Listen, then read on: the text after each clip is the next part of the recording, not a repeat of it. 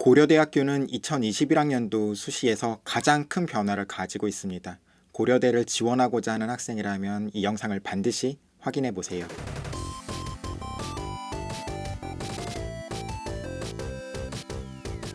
안녕하세요. 진학성 홍성수입니다. 전형 방법 같은 것들이 바뀌게 되면은 사실 입시 결과 같은 것들도 크게 변화가 있기 마련입니다. 수능 최저학력 기준이 높아졌다든지 혹은 낮아졌다든지에 따라 가지고 입시 결과가 바뀌기도 하고, 면접이나 논술고사가 수능 전이었는지 후인지에 따라 가지고 입시 결과 같은 것들이 바뀌기도 하고, 면접이 있었다가 없어진다든지 이런 것들이 다 하나하나 입시 결과에 영향을 미치기 마련이죠. 근데 2021학년도 고려대 같은 경우에는 수시에 있어서 좀 큰 변화를 가져왔어요. 그렇기 때문에 좀 미리 아셔야 될 필요가 있을 것 같습니다. 먼저 일단은 2021학년도 고려대 주요 전형은 크게 세 가지 전형으로 볼 수가 있을 것 같아요. 학생부 교과 전형인 학교 추천 전형과 학생부 종합 전형인 일반 전형 학업 우수형, 그리고 또 일반 전형 계열 적합형, 이렇게 크게 세 가지로 볼 수 있을 것 같은데요. 사실 작년에도 한 세 가지 전형이었어요. 작년에는 하지만 학교 추천 1, 2, 그리고 일반 전형, 이렇게 세 가지 전형이었죠. 학교 추천을 받아야만 하는 전형이 전년도 2개에서 올해 하나로 줄어들었다 라는 것들이 어쨌든 좀 커다란 특징일 것 같습니다. 그 중에서 조금 더 그 어떤 전형 방법에 있어서 큰 변화를 가져온 전형부터 살펴보려고 하는데요. 오늘 이렇게 말씀드리는 것은 아직은 그 입학 전형 계획을 바탕으로 해서 이제 말씀드리는 거예요. 4월 말쯤이 되면은 고려대가 수시 요강을 발표할 텐데, 그때에는 어떤 면접 일정이 수능 전인지 후인지, 아직은 그런 것들이 발표되지 않았지만 그런 것들 혹은 면접 방식 같은 것들, 이런 것들에 대해서 다시 한번 이제 요강을 통해서 알려주게 될 테니까 그 이후에 조금은 더 그런 내용을 추가해서 다루도록 하겠습니다. 먼저 학생부 교과 전형의 학교 추천, 좀 큰 변화를 가지고 있기 때문에 그 전형부터 보려고 할 텐데요. 바뀌지 않은 내용은 이겁니다. 추천 인원의 제한이 있겠죠. 학교마다, 고등학교마다 3학년 제적 인원수의 4% 이내의 학생만을 추천할 수 있다. 이거는 전년과 바뀌지는 않았어요. 전년과 동일합니다. 하지만 다른 것들은 되게 많이 바뀌었는데요. 이 동일하다고 말한 이 제적 인원수의 4% 이내라는 이 숫자 역시도 어쩌면 올해에는 작년과 다른 어떤 입시 결과를 가져올 수 있는 항목일 수 있습니다. 왜냐하면 작년에는 학교 추천 1 400명, 그리고 학교 추천 2 1100명 해서 두 가지 전형으로 총 1500명을 모집했었는데, 그래서 그렇기 때문에 그 학생들이 좀 분산돼서 지원할 수 있었지만, 올해 같은 경우에는 이 학교 추천 한 가지 전형으로 학생들의 지원이 쏠릴 수밖에 없다. 따라서 경쟁률 같은 것들이 전년에 비해서 올라갈 수밖에 없다. 전년도 학생부 교과 전형의 학교 추천 1에 비해서 올라갈 수밖에 없다 라는 말씀을 드릴 수가 있을 것 같고요. 다른 변화사항은 또 어떻게 작용할지 알아보도록 하죠.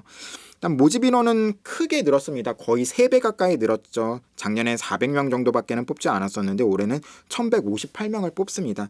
이렇게 모집 인원이 늘어난다라고 하는 것들은 입결의 하락으로 이어질 개연성이 큽니다. 아무래도 내신 성적들이 다 좋은 학생들끼리 지원하는 건 마찬가지이긴 하지만, 그래도 1.01인 학생이랑 1.02인 학생들은 어쨌든 차이가 벌어지는 거기 때문에 입결은 다소 하락할 것이다 라는 것들을 생각할 수 있을 것 같아요.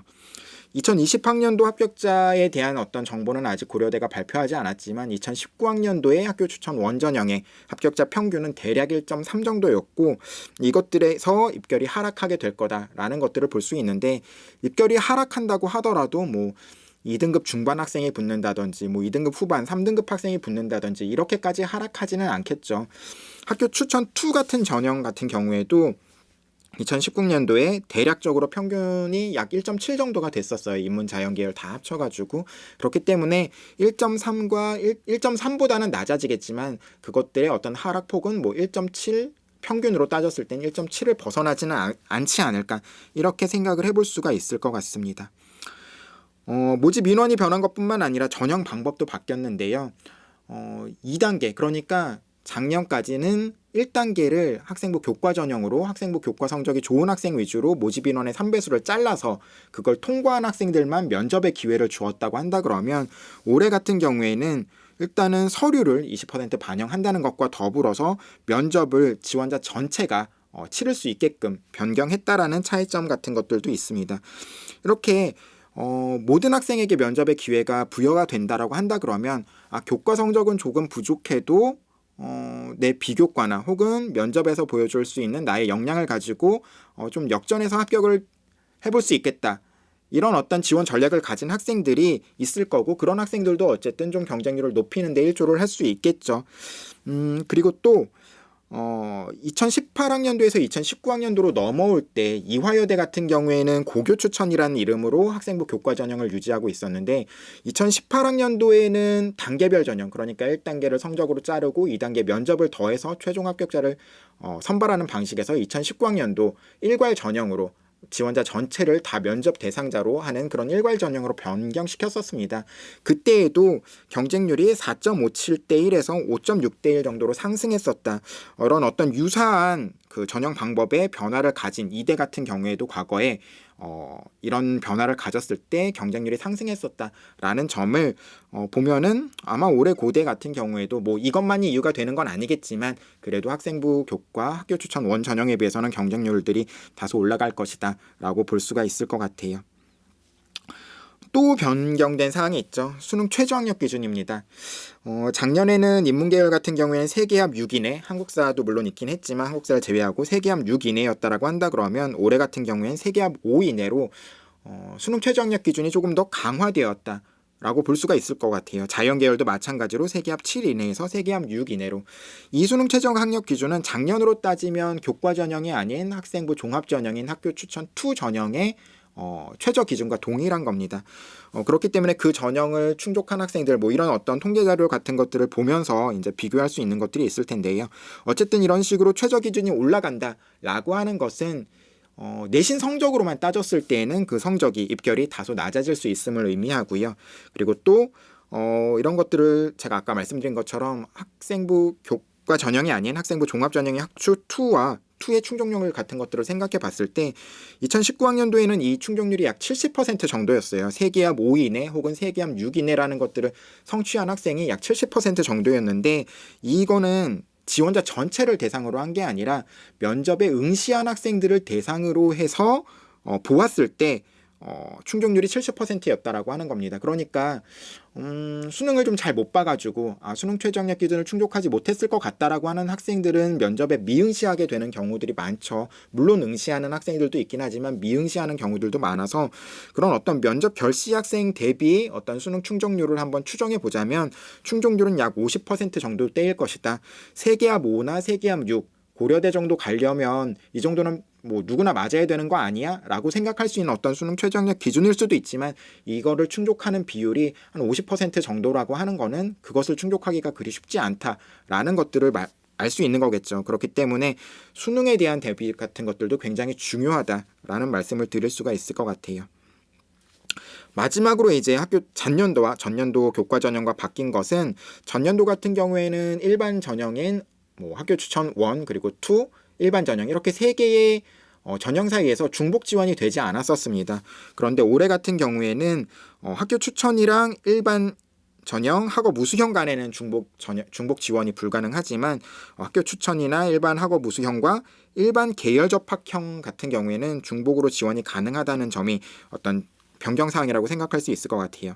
그런데 제가 뒤에서 이제 설명을 드리겠지만 일반 전형 계열 적합형 같은 경우에는 사실은 일반고 학생을 대상으로 한 전형이라고 생각하기는 다소 어려움이 있을 것 같아요. 학교 추천, 학생부 교과 전형인 학교 추천 같은 경우에는 대다수의 학생들, 합격자의 대다수의 학생들이 일반고 학생들이겠지만 일반 전형 계열 적합형 같은 경우에는 일반고 학생들의 비율은 굉장히 좀 낮아질 것이다 라는 식을 생각할 수 있을 때 이 중복 지원이 가능하다는 것이 그렇게 크게 메리트가 되지는 않을 수도 있을 것 같습니다.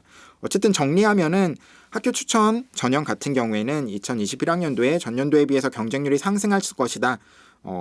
추천 인원이 똑같지만 어떤 분산되었던 것들이 이제 조금 쏠림 형상을 가질 것이기 때문에 그리고 또 전형 방법의 변경이 있었기 때문에 경쟁률이 상승할 것이다 라고 말씀을 드릴 수가 있을 것이고 입결은 다소 상승했음에도 불구하고 하락할 수 있다. 왜냐하면 모집 인원이 큰 폭으로 늘었기 때문에, 그리고 또 수능 최저 학력 기준이 높아졌기 때문에 입결이 하락할 수도 있겠다라는 말씀을 드리고 싶고요. 그 다음으로는 수능 최저 학력 기준을 충족하는 것이 굉장히 중요하다. 그리고 또 이거는 일반고 학생 전형일 것이다 라는 점으로 학교 추천 전형을 요약해 볼 수 있을 것 같습니다. 다음으로는 일반 전형 학업 우수형이에요.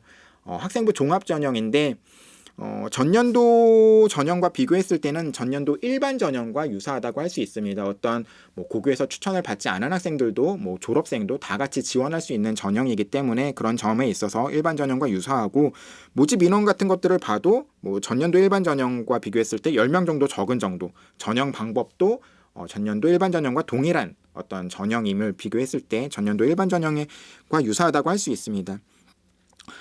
이 일반 전형 같은 경우에는 2019학년도 입시 결과를 보면은 일반고 학생, 합격생의 일반고 학생은 50%가 채 되지 않았었어요. 45점 몇 %였던가 이렇게 기억이 되는데, 나머지 학생들은 외고, 국제고, 자사고 이런 학생들이었습니다.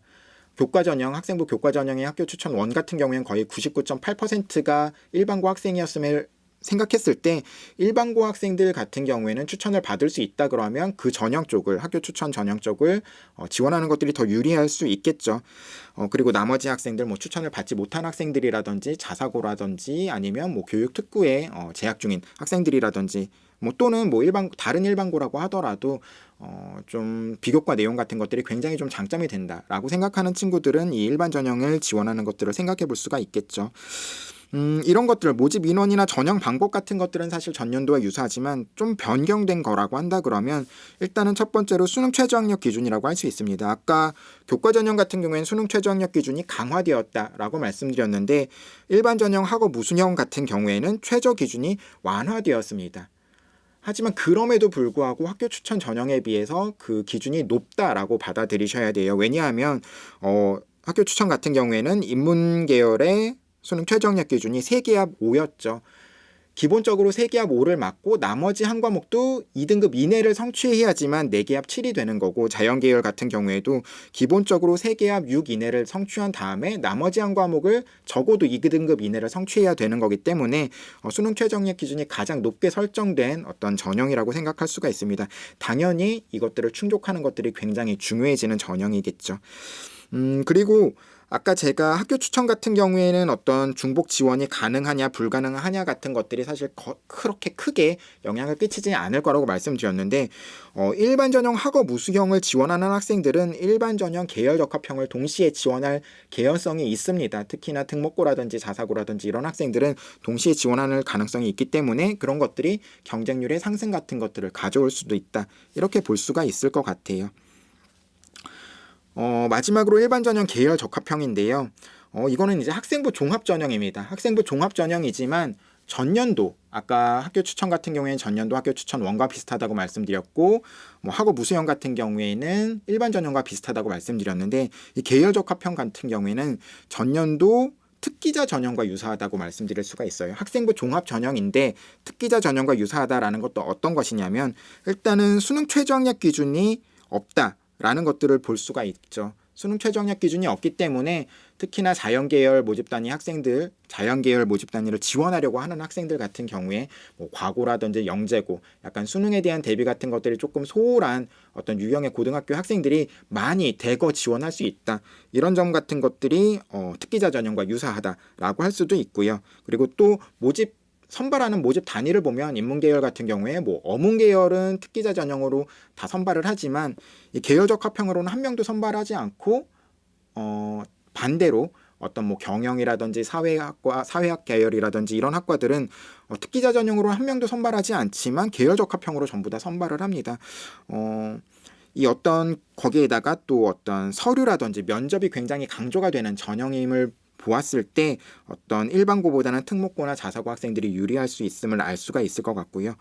그렇기 때문에 어떤 지원자의 출신 고교 유형 이런 것들을 생각해 보거나 아니면 수능 최저 학력 기준의 유무 같은 것들을 생각해 보았을 때 특기자 전형과 유사하다. 다만 활동 증빙 서류 같은 것들은 제출할 필요가 없기 때문에 외부 활동 혹은 어학 성적 이런 것들은 제출할 수 없죠. 학생부 종합 전형이기 때문에. 그렇기 때문에 일반고 학생들도 지원이 가능하고, 이 특기자 전형이라는 것들의 특징은 그 충원율이 굉장히 높다라는 것들을 가지고 있죠. 그렇기 때문에 어떤 높은 충원율을 기대하면서 일반고 학생들도 충분히 지원해 볼 수 있는 전형일 수 있다라는 점을 말씀드리고 싶습니다.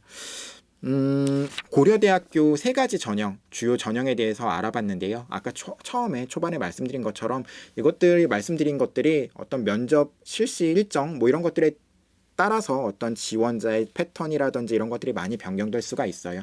일단은 올해 2021학년도 고려대 수시 전형이 기본적으로 이런 특징을 가지고 있다라는 것들을 아시고 나중에 수시 요강이 정확히 발표되면 그 뒤에 다시 한번 설명드릴 영상을 통해서 자세한 정보 다시 얻으셨으면 좋겠습니다. 그럼 오늘은 이것으로 영상 마치고요. 다음 시간에 다시 만나 뵙겠습니다. 감사합니다. 안녕.